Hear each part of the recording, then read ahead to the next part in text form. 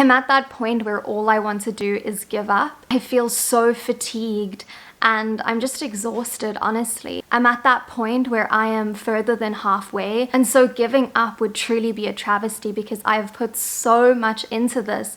So to give up now wouldn't make any sense, and so I know I just have to keep biting and I have to keep pushing past my fatigue, past my exhaustion, and just get through this, because at the end it's going to be so worth it.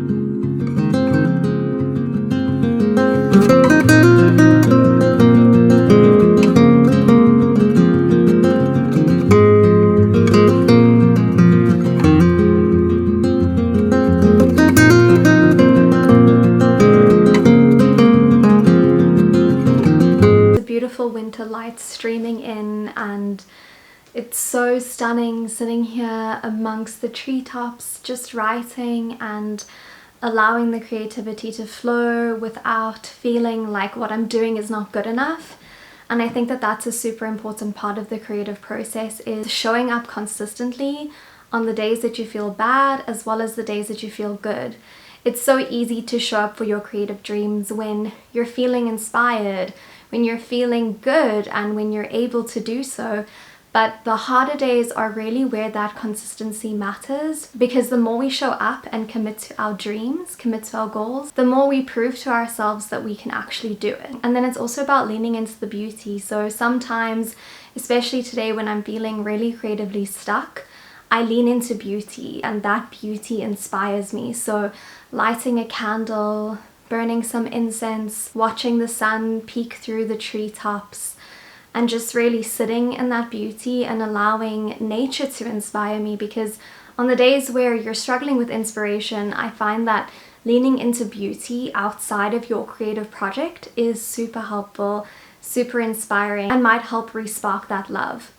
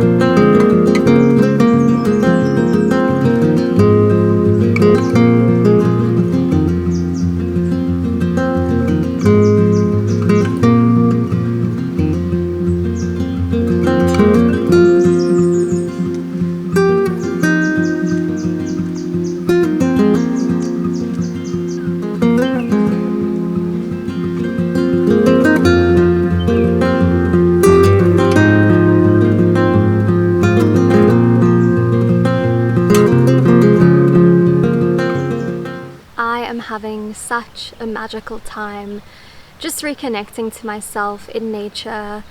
Whenever I come back to stillness and I clear my vessel, it allows me to get more creative, and through that I have come to understand that creativity really mimics the seasons.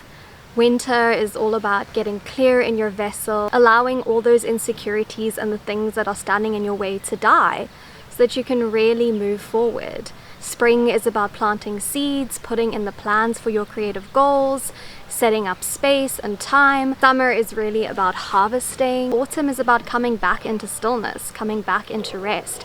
When we look at creativity in the seasons, we don't demonize the times when we're slower, like in winter, because we understand that it's all part of the cycle. Cyclical creativity really mirrors the womb space, what we go through in a 28 to 32 day cycle as people who have wombs. So creativity is cyclical, and it's important to acknowledge that you're gonna have ups and downs. Coming back into nature, I'm feeling a lot calmer than where I started this vlog, because I'm starting to understand that it's also okay when I don't have a lot of creative energy, when I take that time to sit in the not knowing and replenish. So I also understand that winter is a time to go within and to rest, and so my creativity might not be where it was in the summer months, but that's okay. And I'm also just learning to honor that, learning to go slow, learning to move slow, and just come back into deeper knowing that it's all happening for me and that it's going to get done in its own time. And the more I revisit it, the more I consistently show up for myself, even when it's slow, little things are happening. We don't write a book in a day, we write a book in small increments, and I just have to keep going. And I'm so grateful for my time outside today, where I was able to remember all of these things, because sometimes I can get really caught up in the mind, in the anxiety and all of that. Coming back to nature, coming back to myself reminds me that I am safe and that it's all happening, even if it's slow, even on the days where I don't feel like it. By showing up, I create magic.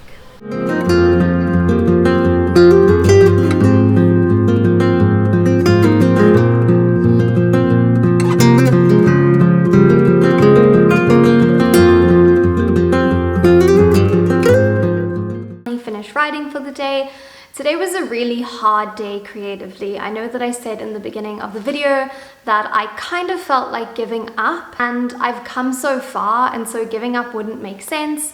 My novel is supposed to be 80,000 words and I am on 50,000 words, and so I'm officially past halfway. I don't think that you should ever give up on your creative projects, even if you're only in the beginning, but I think it's a lot easier to give up in the beginning because you haven't gone all the way through. Something that I've learned writing this novel is how important it is to be consistent and believe that you're worthy enough to commit to. Often we don't believe that our time is worthy enough for ourselves. I think that our creative projects are like mirrors for ourselves. They show us all of our inner wounds that we haven't really looked at or dealt with. And so if you can treat this thing that you're working on as a mirror and use that for information about yourself rather than reasons as to why you shouldn't do something, then that's super important. And that will allow you to move through all of those creative blocks, all of those wounds and stories. A lot of us were taught from a young age that creativity is not worth putting our time into. I think anything to do with ourselves, we kind of have been programmed to believe that is not a worthy thing for us to be doing. So for example, we have a lot of energy when it comes to putting things and time into our family, into nurturing our family, maybe cooking for our family or showing up for our partner, showing up for our friends, supporting them, encouraging them. When it comes to ourselves, I think that we're a little bit more stingy with our time, and that's so sad because you are the most important thing to be putting your time into. Your creative dream is the most important thing to be putting your time into. Any dream that you have, even if it's not creative, is worthy of your time. And so I've really seen how my novel has become such a clear mirror in all the ways that I'm so willing to give up on myself and give up on my dreams. And I'm really choosing every single day to not do that, even though it's hard. And even though, like I said, sometimes I do want to give up. Another thing that really restores my creative well is reading.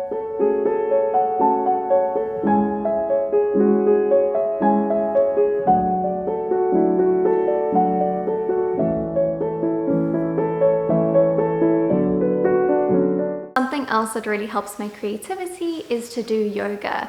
Yoga really helps ground me, especially on the days when I'm feeling particularly anxious. And I also teach yoga, so it's also important to me to have times when I am doing yoga just for me as opposed to teaching, because that allows me to keep up with my practice, because yoga is such a personal practice, such a spiritual practice, and such an important part of my life. And so I find that returning to yoga, whether it be meditation or an asana practice or breath work, are all things that really feed and nourish my creative well.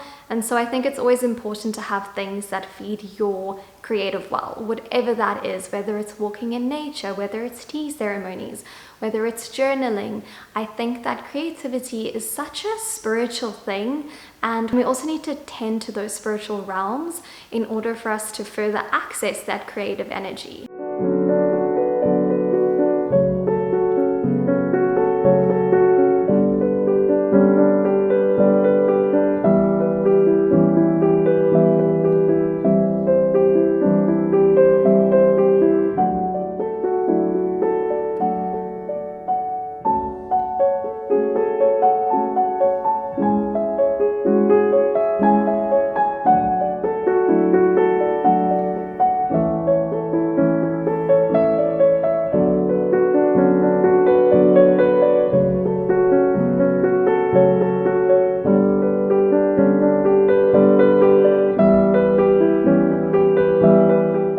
Now that I've finished my yoga practice, I am going to unwind and do my evening routine. This also just helps ground me and makes me feel really good. And I like to do all the spiritual things that make me feel so good and also clear my vessel. Whatever happened in the day, I like to just let it go and have a beautiful evening nonetheless. So my evening routine often consists of whatever I feel like doing. So whether it's journaling, this morning I did my gratitude journal. So when I do my gratitude journal in the mornings, then I like to do some gratitude journaling before bed. Sometimes I also just do normal journaling. If I'm feeling anxious or stressed, then I just like to write all of that out, get it out of my system. If I'm feeling really energetic, then I sometimes do a shamanic drum journey, and that just allows me to kind of go deeper into my psyche. Like I said, to look at all those stories within me and just free myself from them. So I've really been enjoying my shamanic drum practice. I have the most beautiful drum, and yeah, I'm just really enjoying connecting with it. So some evenings I use my shamanic drum, other evenings I just read. I honestly do whatever feels good for me. So let's get into my evening routine.